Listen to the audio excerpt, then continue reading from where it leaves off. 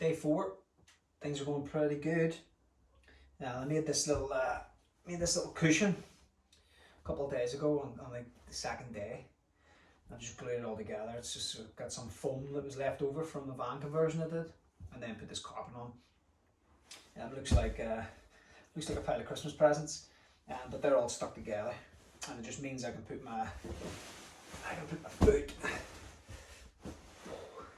in there, and it's all well supported. So the cage is supported on this lower part, and then my calf, and then my ankle sort of sits in there. And this has been like a game changer for sleeping. I've been sleeping through the night, maybe waking up once, because it just holds it supported, keeps it high. It's pretty comfy. I put it on the sofa as well when I'm sitting on the sofa, or I've been sitting on the ground playing guitar, putting it on the ground. It's been great. But the physio is going brilliant as well. I've been, like, my goal of getting my ankle on the ground, in line with the other one, is pretty much gotten there really. That sort of would be my normal sitting position. So my ankle's underneath my knee. Before it had to be out here in order to have it on maybe 2 days ago. But as I've been watching TV, I've just been sitting and just flexing it to try and get the mobility back in my ankle.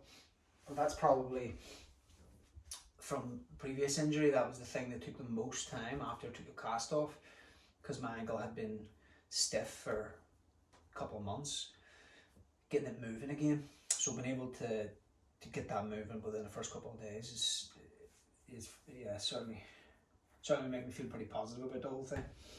So the way that I've been working on that is just creeping it in closer. So a few days ago, in order to get my heel on the ground, I had to have my foot quite far in front of me, so maybe about there. And then as I moved it back, I was finding I wasn't able to get my heel on the ground. So I just moved it back a little bit at a time, and then just moved it up and down until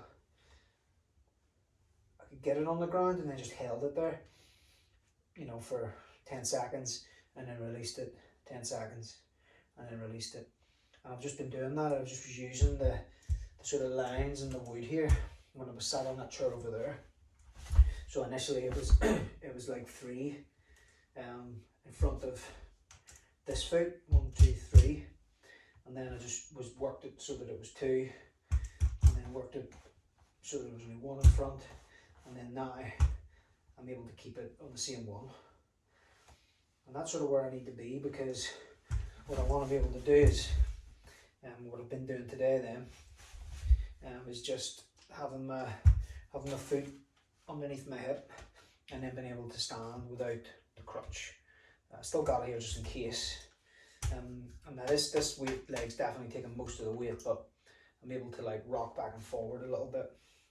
So just move my hips and bring my head across using this crutch, and just put a little bit more weight on my foot. I'm just getting used to that, sort of easing into it, because I want to be able to start walking on it as soon as possible.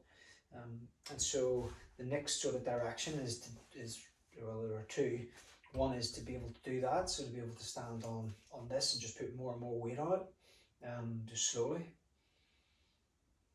Take my time, and maybe I'll build that up to where I'm able to take this foot off the ground, maybe holding onto something off the bar, and still taking a little bit of weight off this leg, but not as much as it is at the minute, so a bit more, get this weight to take a bit more, this leg take a bit more weight. And then the other thing that I want to be able to do is I want this knee to be able to come over so that it's like that, so that it's above my toe, so not just above my ankle but above my toe, because that's sort of the pattern that we take whenever we walk. So I need to be able to move my knee across my toe. So to do that, I'm just going to stand on it, and I'm just going to rock it, just take like almost doing like little mini squats, and just sort of going down on it, and it'll loosen up. Sore, but not so sore that in a half an hour or an hour I'm in bits, So I got to push it. And this is the bit that I think a lot of people make the mistake with, that they allow it to stiffen up, they allow an injury to stiffen up. And sure, it's sore and it feels stinking, but because it's all like, you can feel it all move, the bars and stuff. But if you want to recover, you gotta get amongst it. So we've been doing that.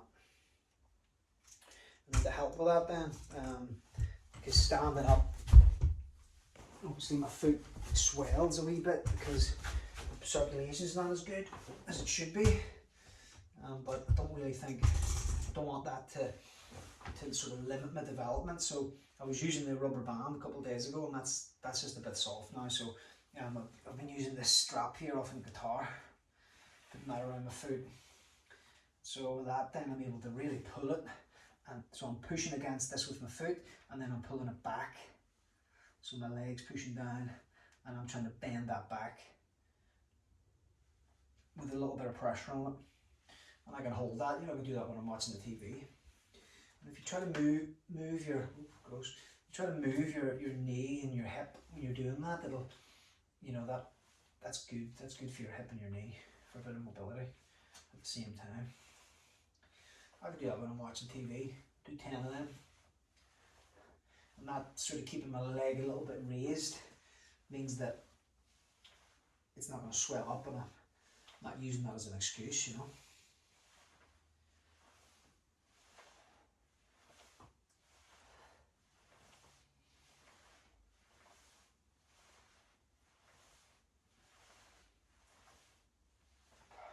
A couple of other little things that are important is that I want to take my foot and I want to twist it like that.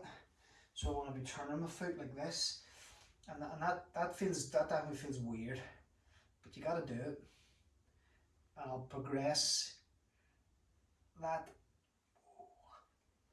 and that feels weird because the muscles in the side of my leg, the tendons, they're sort of sliding up and down, and there's a bit of trauma in there, so they don't want to slide up and down. But the more you get them to move, the better, really. So that feels good.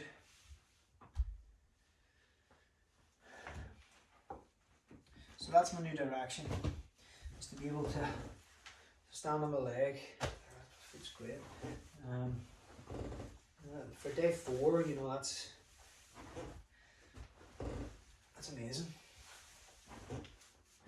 I think it's a testament to this cage. I'm going to learn the name of that cage. I think it's a Russian guy that designed it.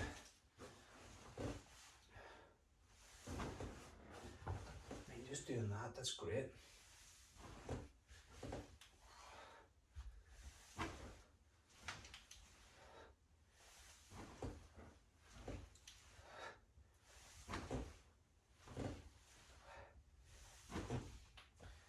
Excellent. Let's stick it back up on the cushion then, to that rest.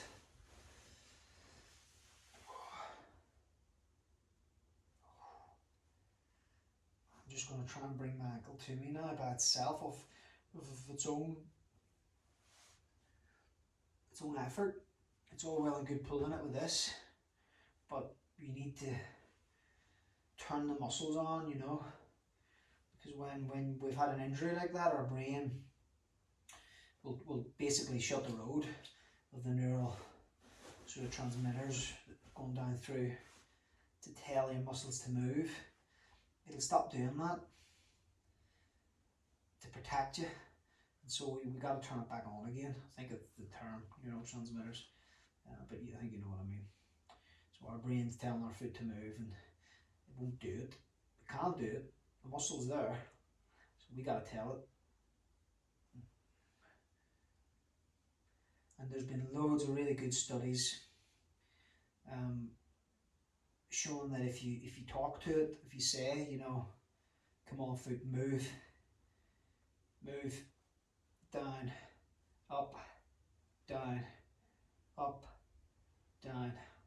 that it speeds this process up, that it opens up those roads, that the pathway between your brain and your foot. It opens it up quicker. Go left, right, left, right, left, right. That one's sore.